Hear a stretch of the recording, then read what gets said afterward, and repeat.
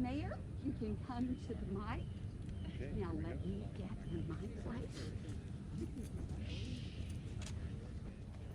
Good morning, everyone. 3 years ago, I was very proud that my first act as mayor and our first act as a new city council in 2017 was to commit ourselves to being a compassionate city through the signing of the city's Compassionate City Charter. It was nearly now 1 year ago, almost to the day, that the city codified its commitment to a more resilient community for the future by ratifying our Climate Action and Adaptation Plan, first ever in the city's history. Today, we get to implement part of that vision and ensure that we not only are protecting our canopy and shade canopy, doing our part to improve air quality, but also investing in our community's quality of life. The Compassionate City Charter is a movement to encourage San Antonians to plant 20,000 trees here in our community, with all the myriad benefits that we know planting a tree will do for us now and in the future. You know, in closing, I do want to leave you with the old Greek proverb that I'm sure many of you are familiar with, and that is that a society grows great when old men plant trees under whose shade they will never sit. That's what we're doing here today, and that's why I want to thank Dr. Tom Evans, the staff and students and administrators and faculty here at the University of Incarnate Word, Dr. Ann Helmke, who is the director of our faith project at the City of San Antonio, along with Bill Neely with Sacred, which I hope many of you are familiar with. And then, of course, Doug Melnick, who is the director of our Office of Sustainability, who has led the effort to our Climate Action Adaptation Plan. Thank you all for being here today, and I think there is no better way to kick off election season as well by the planting of trees in our community. So enjoy.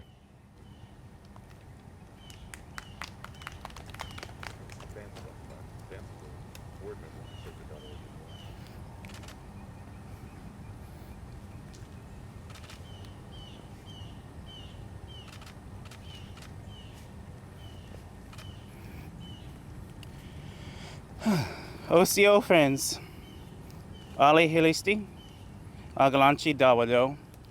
Good morning, friends, and welcome. My name is Agalanchi. I'm a citizen of the Cherokee Nation. My English name is Vance Black Fox. I'm happy to serve this city and my neighbors in a few different ways, though this morning I get to represent and bring greetings on behalf of Compassionate San Antonio. And I get to represent the faith-based initiative of the City of San Antonio, where I serve as the Indigenous theologian. Every time we gather together, it is important that we acknowledge the land that we are present on, as well as honor the people to whom the land belongs. As we gather in ceremony this morning here in this place, at the headwaters of Yanaguana, currently also known as the San Antonio River, we acknowledge that we are on the traditional land of the Coatecan and Tonkawa peoples, both past and present, honoring with gratitude the land itself and the people who lived here and cared for it for time immemorial. And we are grateful that they are now able to share this place with us.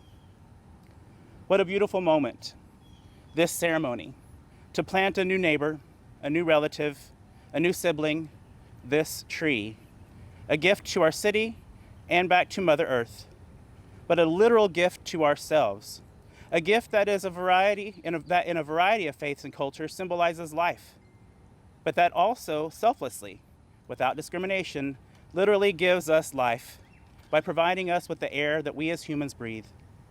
The Creator and Mother Earth have gifted this place, Turtle Island, and the whole rest of the world with trees that have also always provided warmth by sacrificing themselves for fire, and also provided most of us shelter by becoming a part of the houses and buildings within which we live and slumber. Yes, it is one of the most selfless of our siblings, the tree. And today, at the headwaters of Yanaguana, where creation stories of our Coatecan relatives originate, we get to offer a new place to this tree, a new sibling in our midst, one that will also represent the selflessness and the compassion that we are all charged to have for all of our relatives, for all that is created, for all of our neighbors. We are, after all, a compassionate city. In many traditions, this ceremony would be a healing ceremony, this offering of new place and new life in our community. This morning, I'll be offering tobacco to the tree, to the original peoples of this land, and to the Creator, an offering of thanks and a prayer for healing for all of us gathered and for all of Mother Earth. Wado, wado, wado, wado.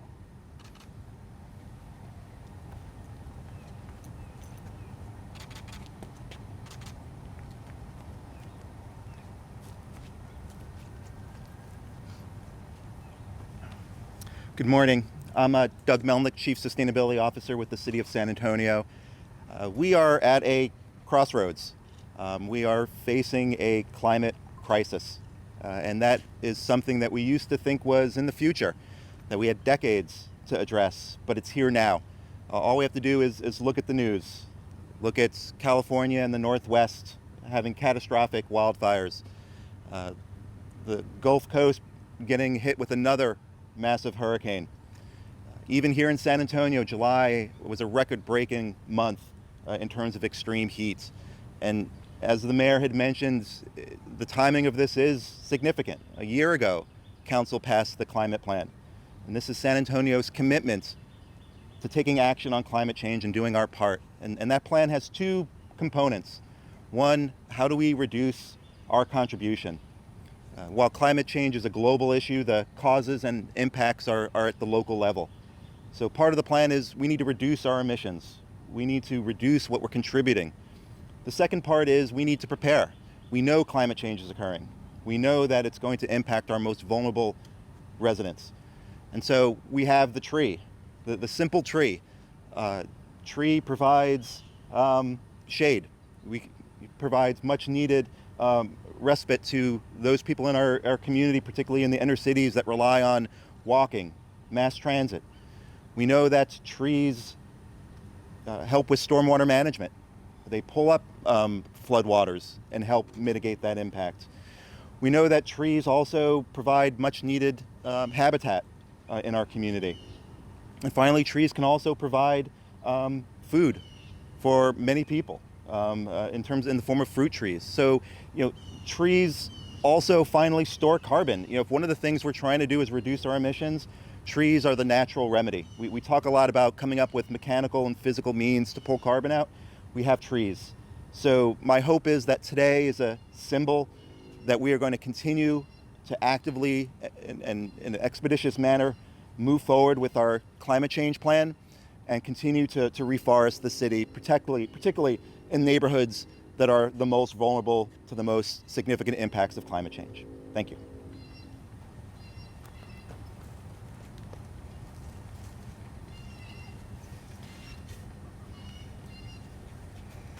Hi, my name is Kathy Justice, City Forester for the Parks and Recreation Department. I'm here on behalf of Homer Garcia, the Director of the Parks and Recreation Department. I want to thank everybody that is here today to help us plant this red bud. As the urban forestry team, we're committed to finding new, innovative ways and new places to plant trees throughout the city. Being a member of the Compassion Tree Program has helped us with this goal. We've found new people, new ways to connect with the public, and new ways to get trees out into our community and plant them. As others have said, we all know the importance of trees. They help us in many ways, from providing food to shade to just beautifying the area around us. And these are all reasons that we should strive to put trees back into our community. This is the perfect time of the year. This is the beginning of the fall season, which is planting season. And as we're here planting the ceremonial tree, I hope that that's an inspiration for everyone else out in the community to continue this effort and to plant a tree in your neighborhood, at your home, or somewhere else in your community. Thank you.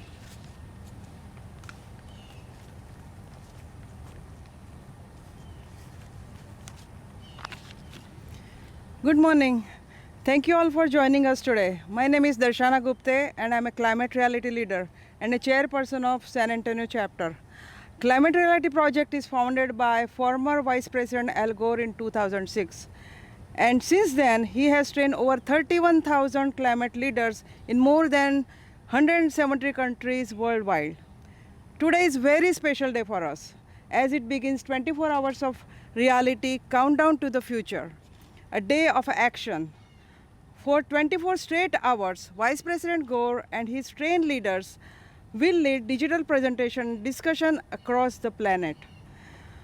They will explore the historic connection of climate change, COVID-19, and systemic racism that touch our lives. They will highlight how can we face these challenges and build a better future together. It is a massive community event intended to foster an urgency to act and push through actions now. With the world asking what comes next, this year we are partnering with outstanding team of TED for Countdown, turning ideas into action. Also this year, Climate Reality Project will plant a tree around the globe on behalf of each attendees of the presentation. Forests are not just trees. They provide food, water, livelihood, employment opportunities while capturing the carbon from the air. They are imperative to the global ecosystem. Locally, our San Antonio chapter is partnering with a Compassionate Tree Project to fulfill our act of leadership and commitment to make San Antonio green.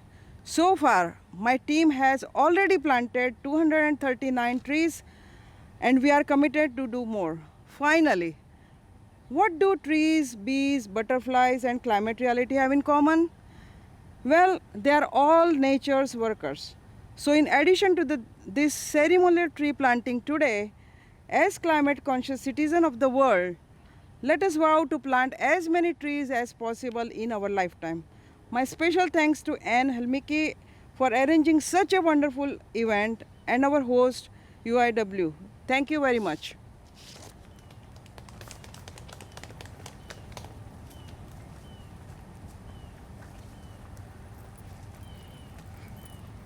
Good morning. My name is Dayanara Rios. I am the Community Relations Coordinator at William R. Sinkin EcoCentro at San Antonio College. EcoCentro is an outreach center for community and environmental sustainability. Our mission is to cultivate the understanding, progress, and practice of sustainability. We do this through education, outreach, service, and research at our center through virtual programs and at our newly launched Garcia Street Urban Farm, one of the largest urban farms in the city. EcoCentro serves as a demonstration center, think tank, and community hub for urban agriculture, water resources management, and green building. Increasing sustainability in our homes, neighborhoods, schools, businesses, and governments ensures clean air, adequate water supplies, abundant food, and community connections for generations of San Antonians. We're here to provide information and resources to positively address environmental and social challenges. Some of these include food insecurity, rapid population growth, economic expansion, and increasing scarcity for our natural resources. This requires a collective solution to protect resources critical for survival and well-being, and taking action to address our climate reality.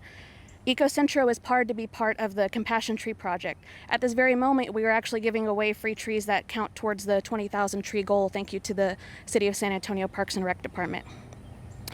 Trees are important for our daily lives. Just a few of the benefits, as Doug mentioned, include providing shade and cooling our neighborhoods, providing clean air, habitat for pollinators, increasing your home value and beautifying our community, and some of these trees even provide us with food. Every tree, vegetable, and flower that we put in the ground is part of our commitment to create sustainable communities and built environments where all are empowered to succeed. If you do one thing to help your community and help Mother Earth this year, let it be planting a tree. If you don't have the space or means to plant a tree where you are, at EcoCentro, we'd be happy to have you come plant one with us.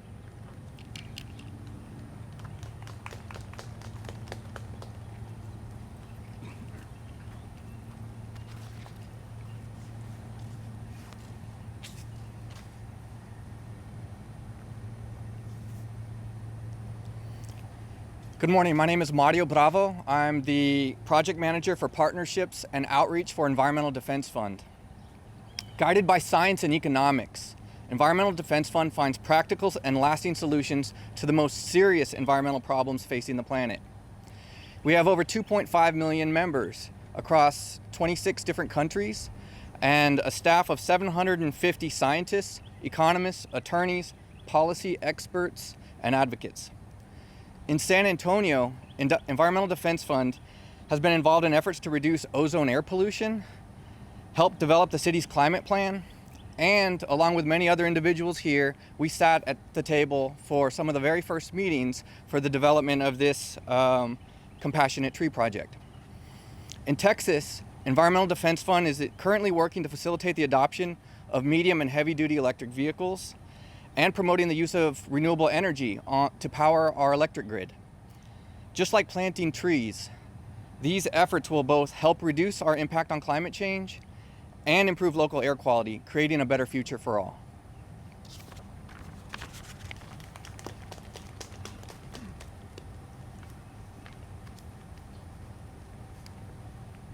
May the planting of this tree at the Headwaters be a symbol of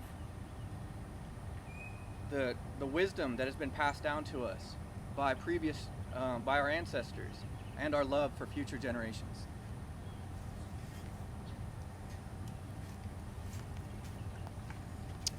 Good morning. My name is Stephen Lucky with Gardopia Gardens. We are so blessed to be here at the Headwaters Sanctuary, the University of the Incarnate Word in San Antonio, Texas. And I think we should just take a moment to reflect upon that and everything that's occurring right now in this moment in history. With that being said, there are many actions we can take to address the climate crisis we are currently experiencing on planet Earth right now. Many of those things are political, and we know with politics things take time.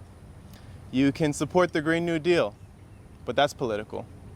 You can reduce your meat consumption and change your diet, but that's political. You can divest in the gas and oil industry. In Texas, that is very political. One of the things that is apolitical is planting trees and supporting our environment. It doesn't matter if you're black, white, brown, green, purple, gray. It doesn't matter if you're a Democrat or a Republican. We can all agree that we need more trees at our schools, our community centers, our churches, our residential and our commercial complexes to support the many benefits that we all know exist. So I'm going to ask you today that are here and those of you that are watching to vote for Earth with your dollars and your actions. That's really what's going to make change right here and right now. Thank you again.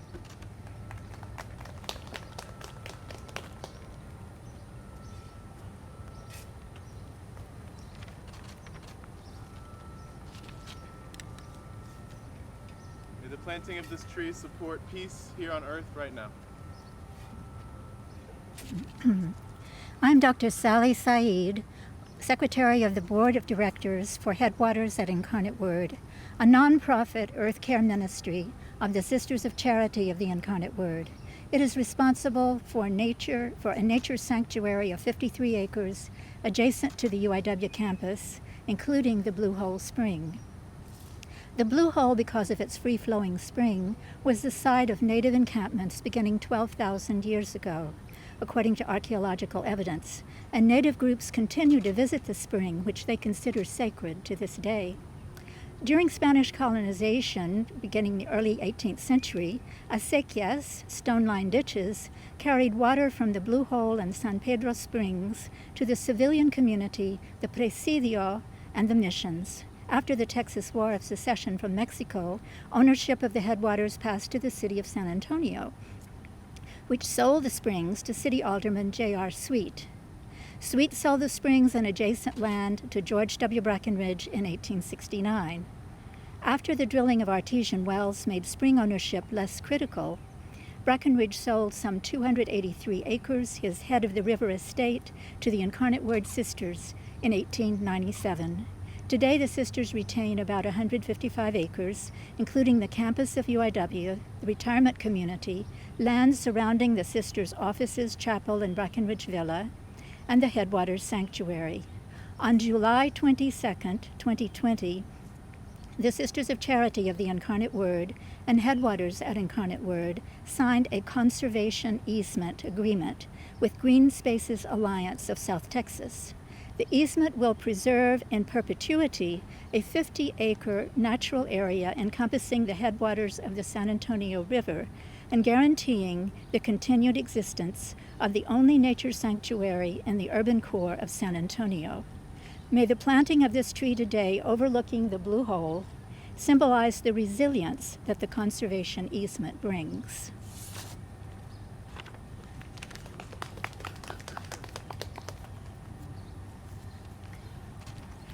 I am Sister Martha Ann Kirk, a Sister of Charity of the Incarnate Word. And let us remember that in the middle of the 1800s, a tenth of the population of San Antonio was dying of plagues.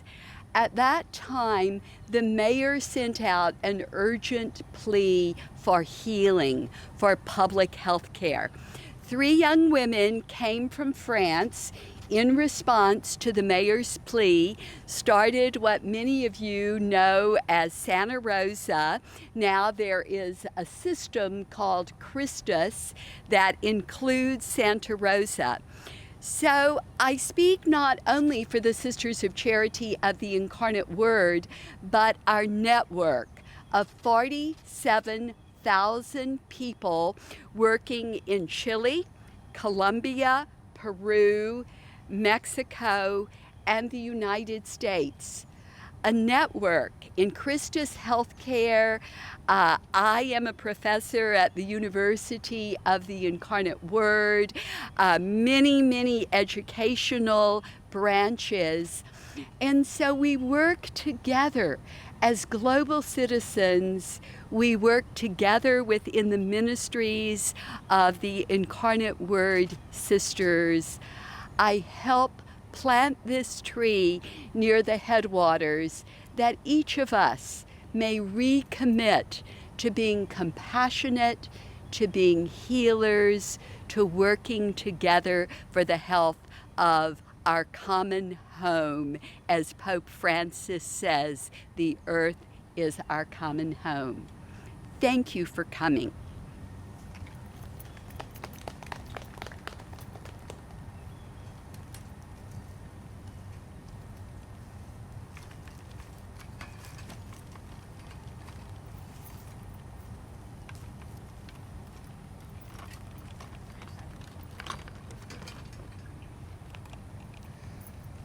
My name is Rachel Ziewinsky, name sign R, heart to heart C. I'm so happy and thankful to see our truly wonderful interpreter here today. Thank you for making this part of your schedule today.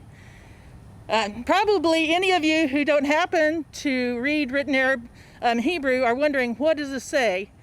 This is the original text of what we in English interpret as number 624, meaning the Lord bless you and keep you. I'm here representing the San Antonio Interfaith Environmental Network. Let's talk about trees. Did you know that the average lifespan of a live oak is 600 years? Like many of our native plants, when you first plant them, you look at them and you say, it's not doing anything.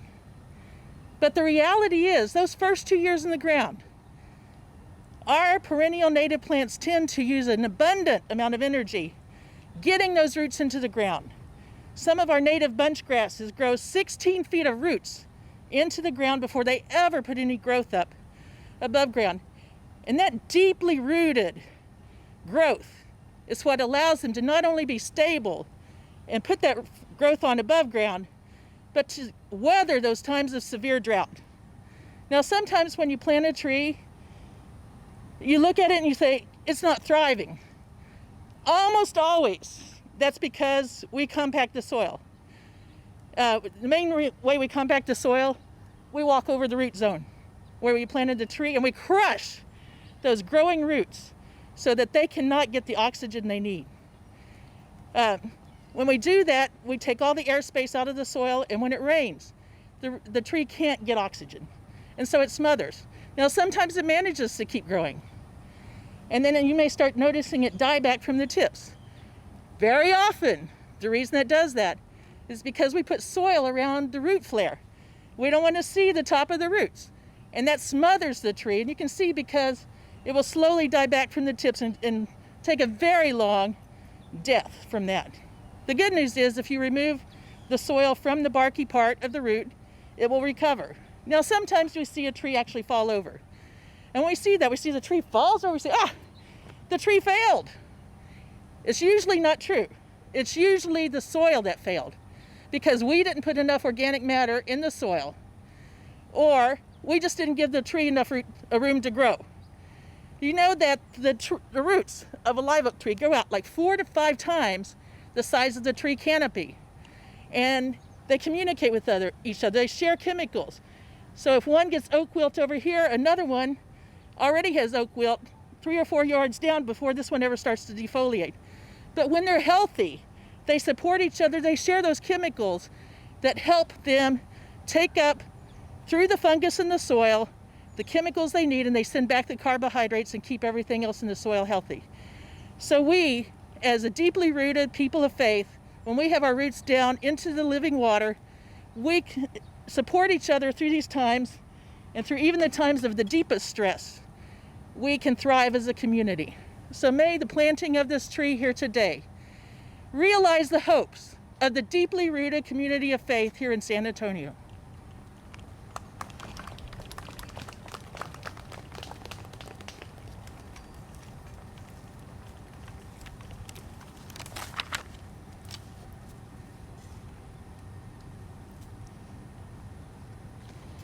Good morning. I'm Wahiba Kara, an Ismaili Muslim and chair of the Soul Center. The Source of Light Soul Center is privileged to be engaged with the work and vision of compassion. Soul Center has long been committed to nurturing spaces, including and especially green spaces. This is important for those who seek to encounter respectfully the full dimensions of faith and life. Planting a tree is akin to planting seeds of knowledge. Both require nurturing soils, soils that foster growth and life. Both require fresh air for an openness to discovering the wonders of creation and of human life. Both honor the integrity and the dignity of all living beings, an honoring to which the diverse religions of the world also call us toward. Soul Center has worked with Eco Center in the past to create programs that are based on sustainability and faith. This tree planting is one of the expressions of the Soul Center's commitment to environmental ethic, to our planet, and especially to the San Antonio community. It is a privilege to be working in collaboration and partnership with so many amazing organizations represented here today. May the planting of this tree at the Headwaters be a symbol of empathy, respect, and compassion in all those who encounter it. Thank you.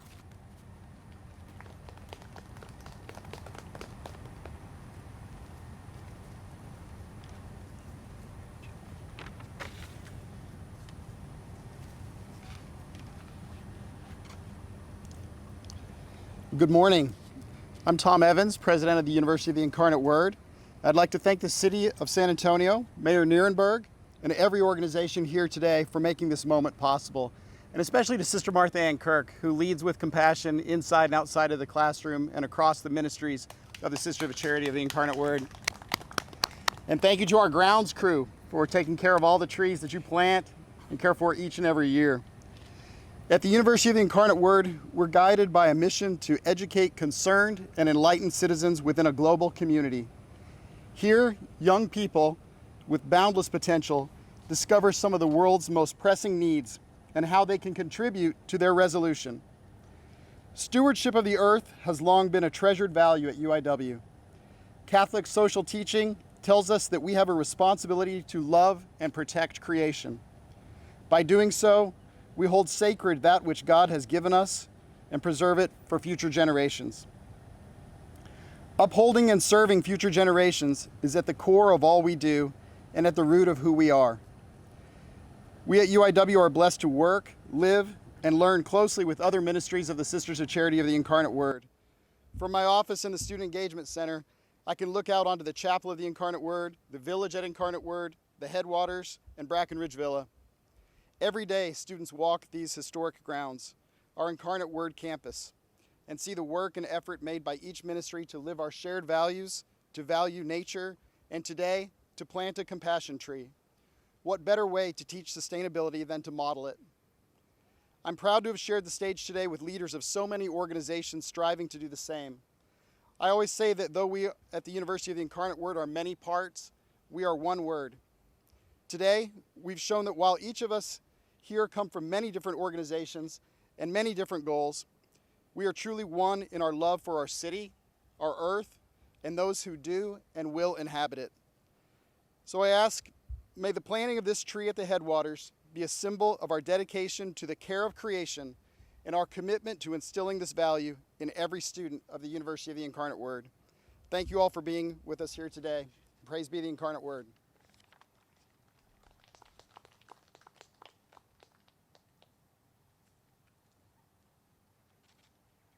We are very grateful for those of you who are